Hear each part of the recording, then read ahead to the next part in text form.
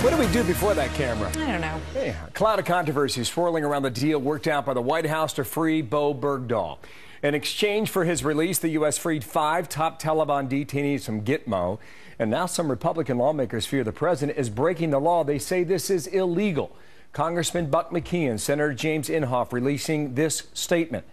In executing this transfer, the president also clearly violated laws which require him to notify Congress 30 days before any transfer of terrorists from Guantanamo Bay and to explain how the threat posed by such terrorists has been substantially mitigated. Our joy at Sergeant Bergdahl's release is tempered by the fact that President Obama chose to ignore the law, not to mention sound policy, to achieve it.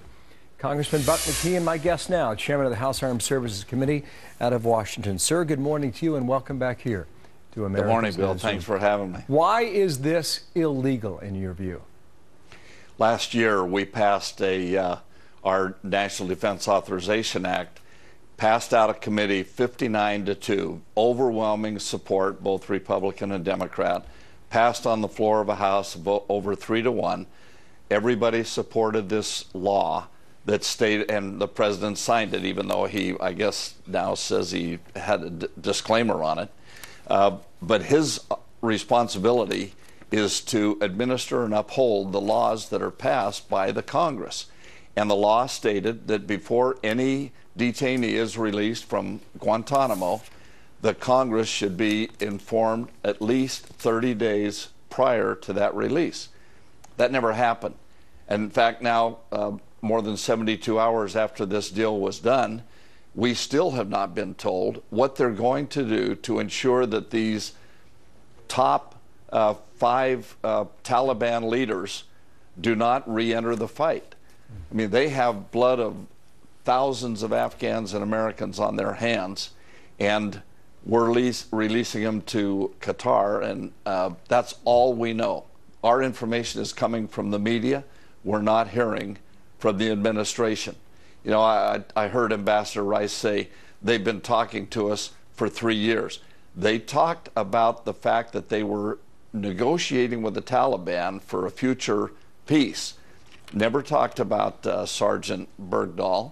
And if they have been talking for 3 years, you'd think they could have let us know at least 30 days before what they had in mind. It seems the deal is done and passed now. What's the recourse, if any? We will be holding hearings. We will look into this. You know, this president has a reputation, I think well-deserved, of deciding which laws he's going to enforce and which laws he's not going to enforce. In fact, I recall that his Attorney General, who has a major responsibility for enforcing the laws, told at a convention, I guess, the state's attorneys general that they could not enforce certain laws if they didn't want to. I just think that goes against all of our basic, we were built on a constitution. We were a nation of laws, and what makes us different from other countries is the fact that we follow the Constitution and we follow the law, whether we like it or not. Once it's passed by the Congress and signed by the president into law, that is to be followed. There is a way to test those laws if people don't believe they're constitutional, and that then would go through the court system and up to the Supreme Court. But until the Supreme Court reverses any law, it is the law of the land. Understand even the point president. You're making. Mike Rogers says he was in the loop on the capture of UBL months in advance. You mentioned Susan Rice. She was talking on Sunday. Here is how she characterized this action now. This opportunity is one that has been briefed to Congress when we had past potential to have this kind of arrangement. So it wasn't unknown to Congress. The Department of Defense consulted with the Department of Justice. And given the acute urgency of the health condition of Sergeant Bergdahl, and given the president's constitutional responsibilities, it was determined that it was necessary and appropriate not to adhere to the 30-day notification requirement, because it would have potentially meant that the opportunity to get Sergeant Bergdahl would have been lost. There she is on the record. Are you suggesting that if Congress was notified, you would have nixed this deal, the exchange for 5 detainees? I don't know that we would have or not, because we still haven't heard the details. We don't know what they're doing about these 5, how they're going to keep them out of the fight. We just are in the dark, and that is a violation of law, no matter what she says.